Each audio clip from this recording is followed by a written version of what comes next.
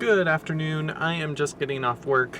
Today was a pretty good day. Had a class in the morning, worked on projects in the afternoon, and then had a second class in the evening. And now it is time for me to head home. Trying to figure out plans for this weekend. Might buy a car, might not buy a car. We'll see.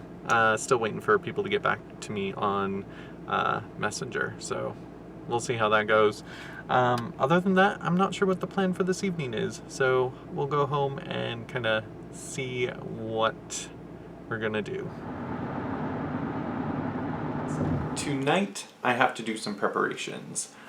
This Sunday will be the first night of a D&D game that I will be hosting. So I'm going to make some preparations and I'm going to show you some of the tools that I'm going to be using as a DM for the game. Alright, so what I have here is I have a bag of dice, have a healing potion, have the player's handbook, the Dungeon Master's Guide, a notebook that I will be keeping track of everything in, and then an iPad. And I use the iPad for running the monitor. So with the iPad, I use this app called Encounters Plus. So if I go into this, you can see I have a random map here.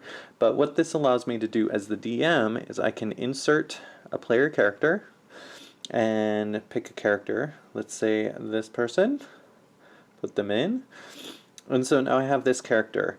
I can, once I get all of the encounters set up, I can click start, roll initiative for everybody even. But the cool thing is I can hook this to an external monitor and be able to show distances on how far people are traveling, and it will give initiative indicator on the screen while also showing the map. One of my favorite features of this app, though, is that you can do fog of war. What this means is I can draw on here to show, okay, I want this spot to be visible, and then that will be visible on the external monitor.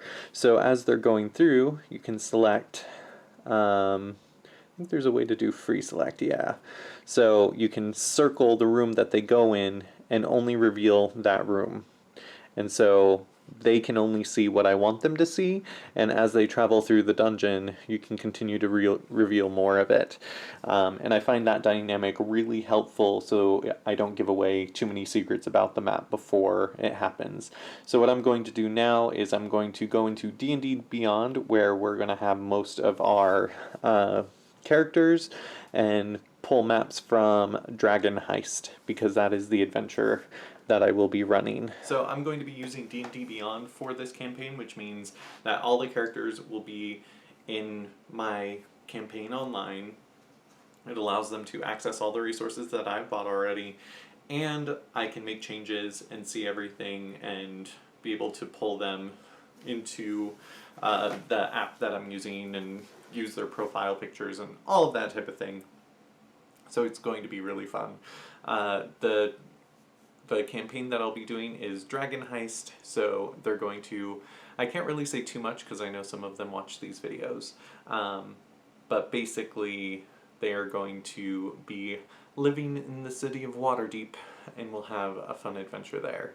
I'll be able to say more once the campaign gets started, but I'm super excited, so I'm going to sit down, pull all the maps from D&D Beyond into this app so that I can then overlay that grid and be able to use it interactively, so they can have a monitor on the table and it will have the maps, and I can show them the world, different resources, and then be able to move their characters on the map when they're in encounters.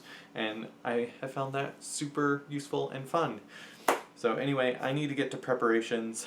I hope you guys are having a good night, and I will see you guys tomorrow.